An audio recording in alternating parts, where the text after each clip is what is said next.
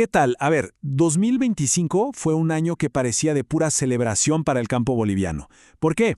Porque después de una racha malísima, los campos volvieron a explotar de vida con cosechas récord.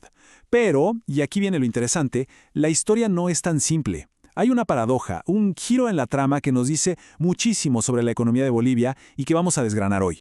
Y bueno, para entender bien de qué va esta paradoja, lo primero es ver los números detrás de este supuesto regreso triunfal. Y de verdad, las cifras son para no creérselas. A ver, pongamos esto en perspectiva. Veníamos del 2024, que fue literalmente el peor año en 30 años, sobre todo por una sequía que fue tremenda. Y de repente, de un año para otro, ¡pum!, un rebote espectacular. La producción total de granos se disparó un 91%. O sea, estamos hablando de llegar a los 5.6 millones de toneladas. Es una hazaña monumental, sin duda.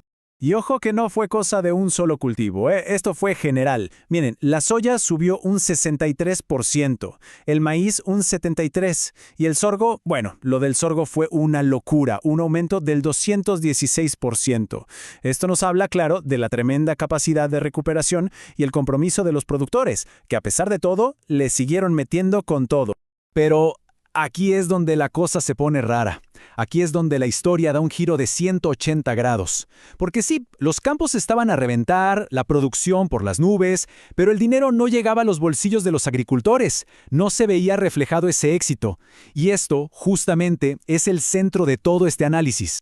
Entonces, la pregunta cae de Maduro, ¿no?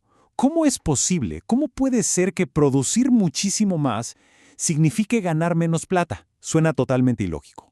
Pero, como vamos a ver, había unas fuerzas muy potentes y no siempre evidentes moviendo los hilos por detrás. Aquí está el dato clave, el que resume toda la contradicción.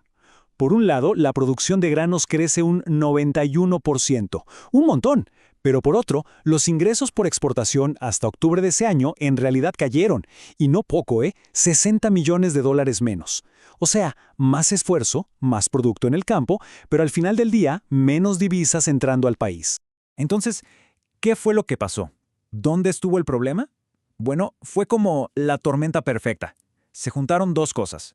Por un lado, las políticas internas, las decisiones del gobierno, y por otro, lo que pasaba afuera, con los precios internacionales, que digamos que no estaban muy a favor. Para entender a fondo esta paradoja, hay que ver el panorama completo.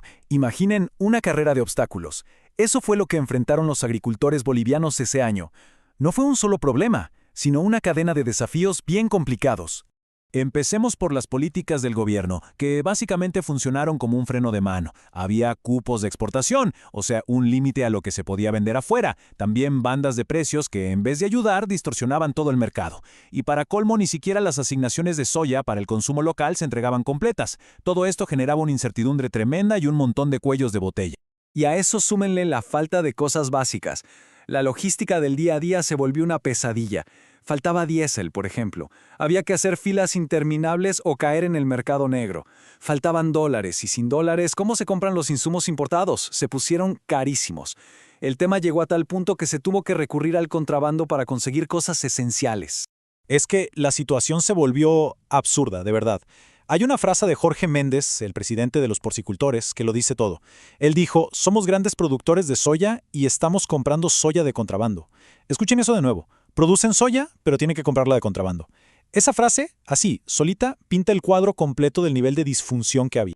Y como si todo eso no fuera suficiente, encima estaba el tema de la inseguridad jurídica. O sea, la incertidumbre total sobre la propiedad de la tierra. La amenaza constante de los avasallamientos, estas tomas ilegales de tierras, y un gobierno anterior que no parecía tener muchas ganas de hacer cumplir la ley. ¿El resultado? Un clima de miedo que, lógicamente, frenó en seco cualquier plan de inversión a futuro. Bueno, ya vimos el problema. Ahora pasemos a las soluciones. ¿Qué se propone? Con la llegada de un nuevo gobierno, el sector agrícola tiene una hoja de ruta bastante clara. Saben perfectamente qué tiene que cambiar para que el campo boliviano pueda, por fin, despegar como se debe. Después de todo lo que pasaron, hay como un aire de optimismo, pero con cautela. Los productores sienten que ahora sí se puede empezar de nuevo, y por eso han puesto sobre la mesa una serie de propuestas, una agenda común. ¿El objetivo? Liberar de una vez por todas el potencial real del campo.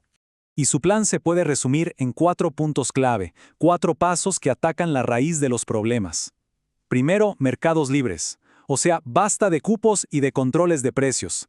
Segundo, acceso a la tecnología. Dejar usar biotecnología para producir más y de forma más sostenible. Tercero, estabilidad. Asegurar que haya diésel y que se pueda acceder a divisas. Y cuarto, que es fundamental, seguridad jurídica. Garantizar la propiedad de la tierra. Y creo que todo este espíritu se resume muy bien en las palabras de Abraham Nogales, el presidente de ANAPO. Lo que él dice es que el objetivo final es trabajar juntos, gobierno y productores. La clave, según él, está en buscar acuerdos, no confrontación, para construir un país más competitivo y sostenible. Y es que al final de eso se trata. Y todo esto nos deja con la gran pregunta en el aire, una pregunta que es crucial para el país. ¿Será que esta nueva etapa en Bolivia logrará por fin liberar todo ese potencial inmenso que tienen sus campos? De la respuesta a esa pregunta depende, en gran medida, el futuro de uno de los motores de la economía boliviana.